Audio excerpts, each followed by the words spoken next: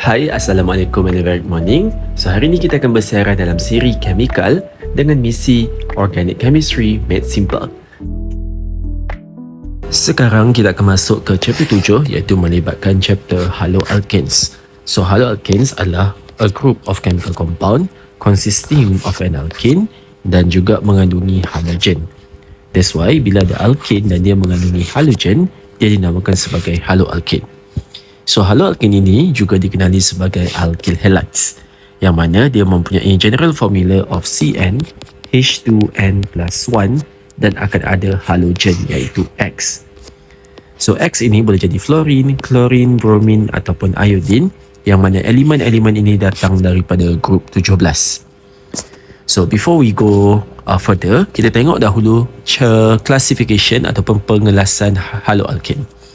So, untuk metal halide adalah apabila halogen ini directly melekat kepada CH3. So, apabila dia ada CH3 and then dia terus Br, dia dinamakan sebagai metal halides. So, kalau kita kembangkan, dia semua ada hydrogen melekat pada dia. Okay, so sama jugalah metal bromide dekat sini dan juga metal fluoride dekat sini. Kalau primary haloalkane, halogen tadi tu akan melekat dekat primary carbon. Jadi kita kena tengok carbon yang directly melekat kepada halogen. So C dengan I. Jadi kalau kita kembangkan H2 ni, kamu dapat H, kamu ada H, dia akan melekat kepada satu alkyl group yang panjang. Okay, so dia akan melekat kepada satu alkyl group yang inilah. Okay, so carbon ini melekat kepada satu. That is why nama dia adalah primary carbon. Kalau kamu tengok di sini juga, situasi yang sama. So, kamu ada carbon ini melekat kepada halogen. Carbon ini ada H, tapi dia hanya ada satu alkyl group sahaja attached to it. Jadi, dia adalah primary carbon ataupun primary haloalkane. Seterusnya, untuk secondary haloalkane, situasi yang sama. Kalau kamu tengok dekat bahagian bawah sini, carbon, ini ada hydrogen, ini ada Br, dan kamu akan melekat kepada satu, melekat kepada dua. Jadi, dia adalah secondary haloalkane. Similar goes to this. Kalau kamu kembangkan di sini, you akan dapat hydrogen, ada satu dan akan ada dua dekat sini. Okay, so sama juga di sini. Kalau tertiary, kamu ada carbon, ada fluorine. So carbon ini melekat kepada satu, melekat kepada dua, melekat kepada tiga. Jadi dia adalah tertiary carbon. So kalau di sini pun sama, carbon ada satu, ada dua, ada tiga. Okay, jadi dia adalah tertiary haloalkane. Kalau di sini, boleh tak kita buat classification? Okay, kalau kamu jawab secondary, dia adalah salah. Dia bukan secondary. Sebab dia ada double bond dekat sini. So, bila double bond, dia tak boleh classify. Dia adalah no classification. Okay? Alright, so bila dia ada double bond, dia tak kisahlah. Bila carbon ini ada double bond, dia tak boleh classify. Jadi, dia akan dikenali sebagai aryl halides. Sebab dia adalah benzin yang melekat kepada halogen. Sama juga dengan yang ini. Alright. So, ini adalah classification of haloalkane. So, hopefully you can understand how do you want to determine the classification of alkyl halides. So, on the next part adalah kita akan tengok the nomenclature of haloalkane, iaitu dari segi penamaan. So, cara nak buat penamaan untuk haloalkane ini sama macam kamu belajar alkane. So, kamu cari carbon chain yang paling panjang. So, saya dah tentukan yang paling panjang di sini. 1, 2, 3, 4, 5. So, bila ada 5 carbon, dia dikenali sebagai pentane. So, dekat carbon yang pertama, ada bromo.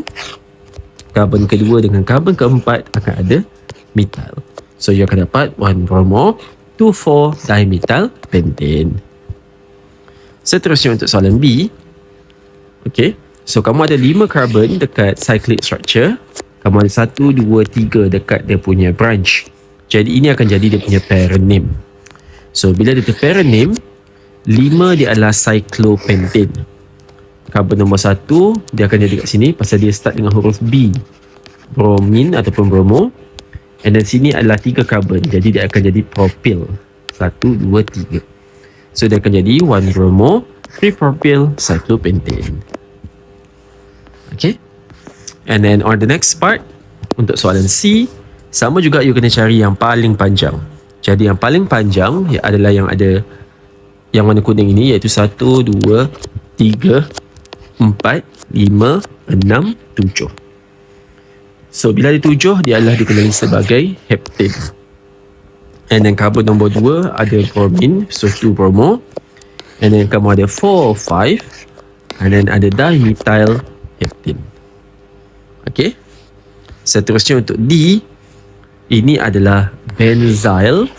Okay, pasal dia ada C6H5CH2. Dia adalah benzyl bromide. Ataupun kamu boleh bagi tahu dia adalah sebagai bromo, methyl. And then sini adalah benzene. Okay, bromomethyl ni biasa kita buat bracket pasal dia adalah nama kepada benzene. Okay, the subname for the benzene. And then seterusnya, kalau kamu ada cyclic structure dan kamu ada 3 ataupun tri-substituted haloalkane. And then seterusnya kat sini, kamu macam biasalah, kamu kena buat yang paling besar. Dia ada 6 carbon. Cuma isu dia adalah dari segi penomboran. Siapa yang dapat nombor 1? Siapa yang dapat nombor 2? Jadi kalau kamu perhatikan, kalau seguna yang warna merah, 1, 2, 3, 4, 5, 6. Kalau yang warna merah itu, saya akan dapat 1, 2, 4. 1, 2, 4, which is saya dapat 7. Tapi kalau saya kata bromine di huruf B bagi nombor 1, okay, saya cuba 1, 2, 3, 4, 5. Nanti saya akan dapat 8 keseluruhan. Jadi the sets of loken sepatutnya kena dapat yang lebih rendah keseluruhan. Jadi kita akan follow yang warna merah. So yang warna merah inilah yang kita akan follow. Sebab dia bagi total nombor yang paling rendah. Okay, walaupun B ni alphabetical order, tetapi locans ini adalah yang lagi utama. Okay, so kalau kamu ada 6, dia adalah cyclohexane. And then dekat bromo, dia akan dapat nombor 2. And then chloro akan pegang nombor 4. And 1 akan dipegang oleh methyl. And then seterusnya, untuk F, kamu ada 1, 2, 3, 4, 5, 6.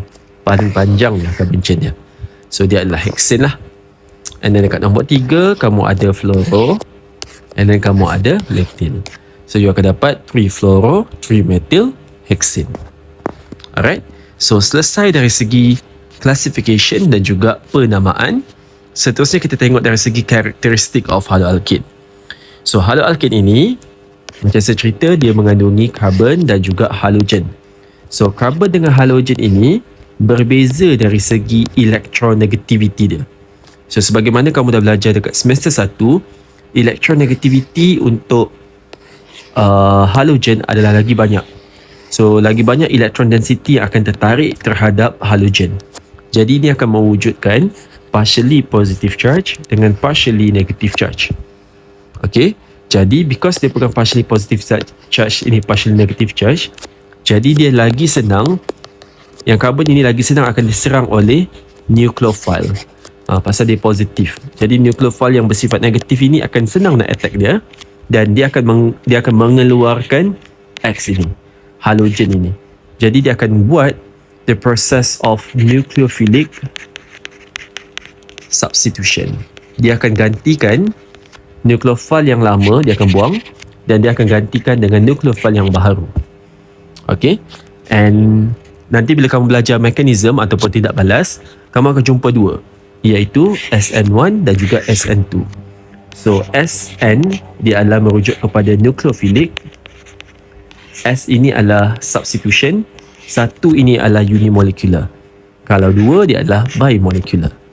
Dan kamu perhatikan cara penulisan, S kena huruf besar, N capital letter, cuma dia subscript, and then satu. Kamu tak boleh tulis begini, kamu tak boleh tulis begini. Okay, pastikan SN1 dia bentuk beginilah. Okay, and then ini adalah perbezaan SN1 dengan SN2 yang diberikan dalam bentuk table. Okay, so kalau SN1 ini dia bergantung kepada kekuatan ataupun dia punya concentration of haloalkane saja. Rx ni adalah haloalkane. Manakala untuk SN2 dia bergantung kepada kepekatan haloalkane dan juga kepekatan nucleophile. And then pasal dia adalah SN1, jadi dia punya order of reaction adalah 1 to the power of 1. Manakala untuk SN2 dia adalah second order, dan dia depends kepada Rx to the power of 1 and nucleophile to the power of 1. Jadi dia punya total of the reaction adalah 2. Okay. Dan SN1 ini lebih susceptible ataupun lebih mudah untuk dibuat oleh tertiary haloalkane. So reaktiviti dia paling tinggi adalah dekat untuk tertiary. So tertiary haloalkane biasanya akan buat SN1. Manakala untuk methyl dengan primary, dia biasanya buat SN2. Okay, so yang ini nanti kamu akan belajar dengan lebih lanjut dekat reaction, which is video yang seterusnya. Okay, untuk SN1 adalah weak nucleophile. Dia bergantung kepada nucleophile yang lemah, iaitu yang ada lone pair dekat dia punya nucleophile itu. Okay, so ini adalah contoh weak nucleophile. Manakala untuk strong nucleophile yang ada negative charge.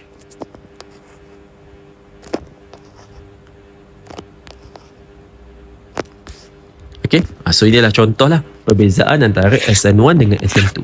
Cara nak tentukan tindak balas siapa yang undergo SN1 dengan SN2, kamu kena tengok classification of haloalkane. That's why kamu dah belajar dekat bahagian atas sini.